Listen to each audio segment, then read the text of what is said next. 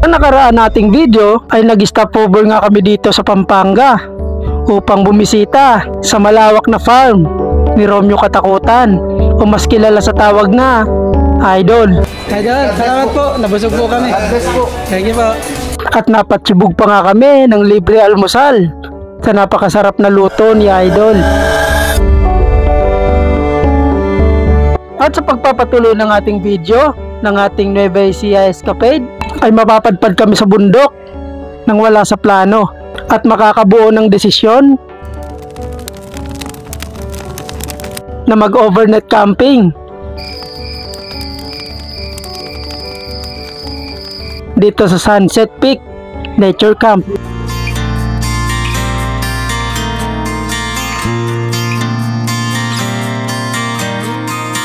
Kaya tara, let's ating simulan ng video ng ating Nueva Ecija escapade episode 2.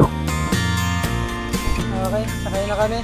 Punta na kami ng Cabiao, Mount Arayat. Ano Mount Arayat? Kaso natatakpan ng ulap eh. Oh. Mas malaki pala, mas malaki pa rin talaga yung Mount Mayon, ano?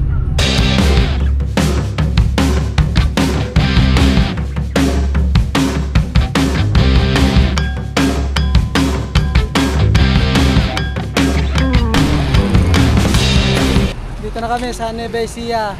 11:30 ay dito na nga kami sa Cabiao, Nueva Ecija, na kung saan makikitambay muna kami sa bahay ng aming tropa. Okay, dito na nga kami sa wakas. May bola ka dyan, pre?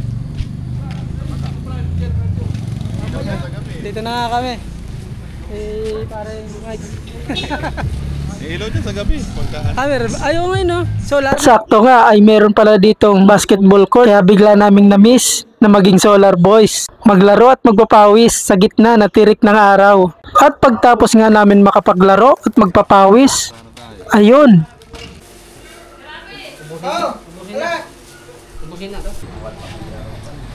Kain na naman.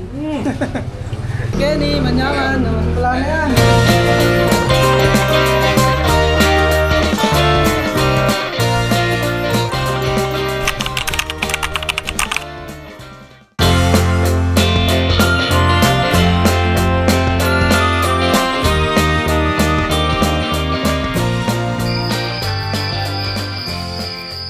Okay, dito na nga kami sa campsite sa Sunset Peak. Ganda ng buwan, oh. Half moon. Dito muna tayo sa may ano, kasi magbabayad kami ng entrance fee, 20 per head.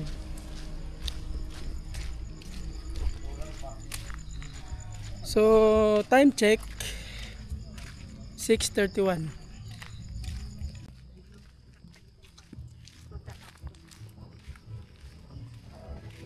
Libre 150 yung overnight. Entrance 150. Oo. Pag sa camping po. Oo, kung may mga tent naman kayo, kaya 150. May tent naman. 150 po isang tao po. Sa Huwag pa ho yung entrance dito ng tag 20 po. may entrance. Ay, iba pa dito. 20. Di bali, maabot ng 170. Dito muna kayo magbayad ng entrance po.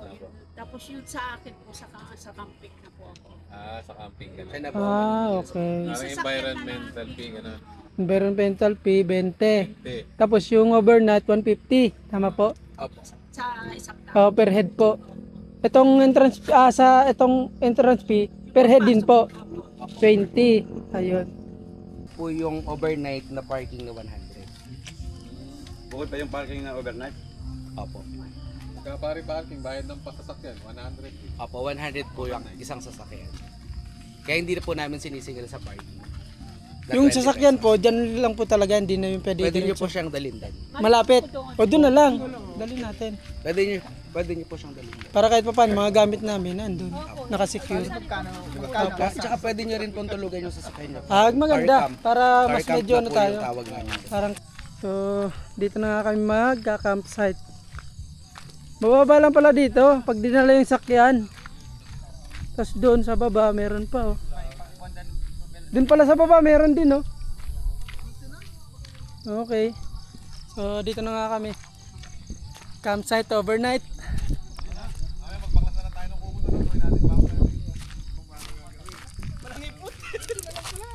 Tsaka yung sasakyan nyo po, dito nyo na po iparada.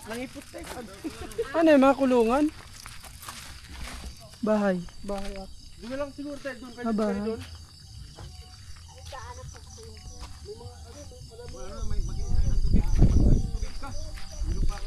Ah, ito may... Ah, kulungan pala to. May mga kulungan ng hayop pala dito. Ito mga pato. Ayun oh. Oh, may mga kulungan pala. Pato. Kulungan ng pato. Kaya pala may pato. Ay, ito yung kagandahan. Bababalikin ko yung mga ano ko. Alaga po yan, sir. Pero hindi, ngayong gabi hindi nyo naman binilang to. Bilang yan, sir. Akala ko Bilang. hindi kasi. May nangingitlog na yan, te. May mga ano Ah, layian sana namin. po talaga, kailangan po mabato talaga ito, mama. Ang lugar po kasi dito mabato. Tsaka, Para hindi madulas sa mga ano. opo, kasi ang lupa po kasi kulay brown. Ito hindi ba ano doon? CR? Saan ba yung CR? Kung ba matitigas pala yung ano dito. Okay na ba dito? Doon? Mas maganda din kasi mataas eh. Kesa dito. Sa akin Dito mga may patas eh. po, may gamit po ba kayo? Wala po kayong mga anuhan, sir. Mga tasa-tasa. Meron naman kami dito kasi bigas naman yun eh. Ay, sige po, bibigyan ko po kayo ng ito to. May nagbebenta dyan ng kanin sir. Opo, dyan na rin. Magkano po kaya? Mahal naman. Hindi ko lang po sa akin, sir. Kahit po lang talaga.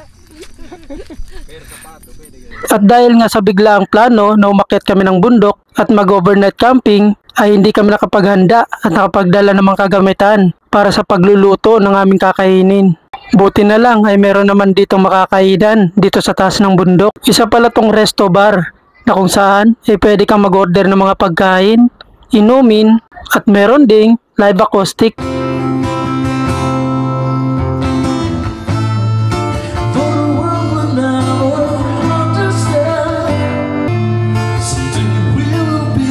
Andito na yung mga in-order namin na pagkain. Kaya tara, let's! Kain tayo!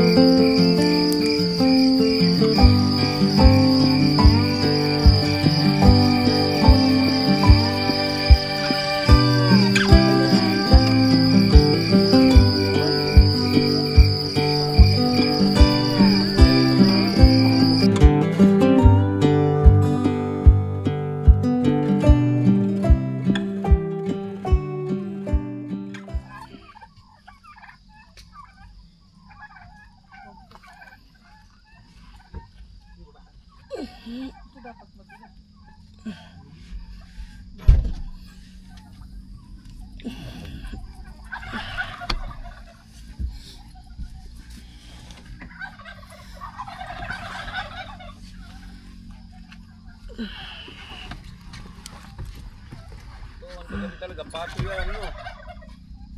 Papo ba talaga yan kagabi? Babo. Papo talaga? Bio. Naman talaga itong bilang na yan.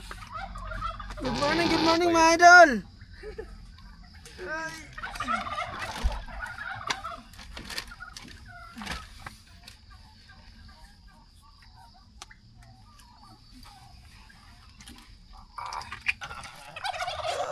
Lumalaban talaga siya.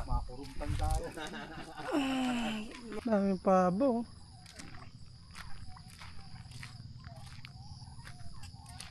Ito na yung itsura sa umaga dahil kagabi napakadilim dito. Grabe oh. Ang ganda ng bundok oh. Ayun oh. May campsite din dun oh, sa taas. Papalibutan din pala tayo ng mga campsite. Dun pwede.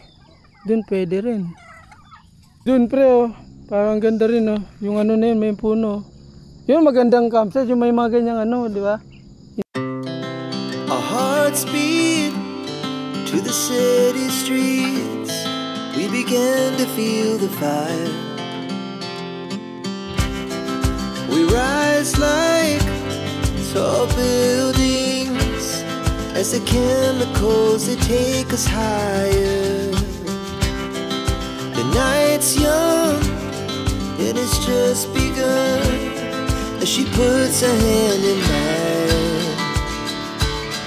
We wanna chase the night, wanna dance to the light, pull the stars from the sky, just two hearts running wild. Never sleep, never stop, as we shout from the top. We're gonna be two hearts running wild.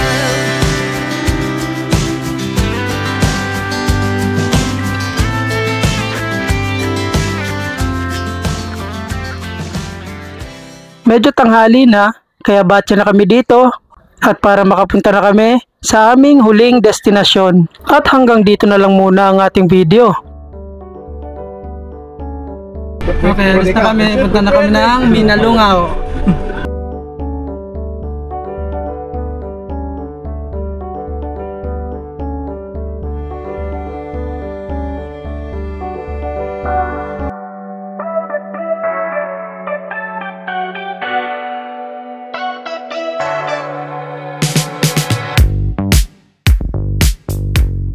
Sa last episode ng ating Nueva Ecija escapade ay narating na nga namin itong napakaganda, dinarayo at binabalik-balikan dahil sa nakakamanghang rock formation ito.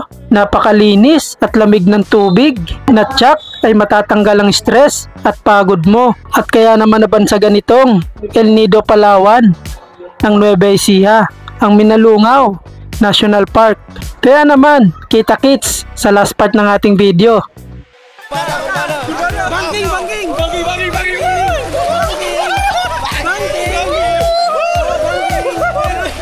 Bangking! Bangking!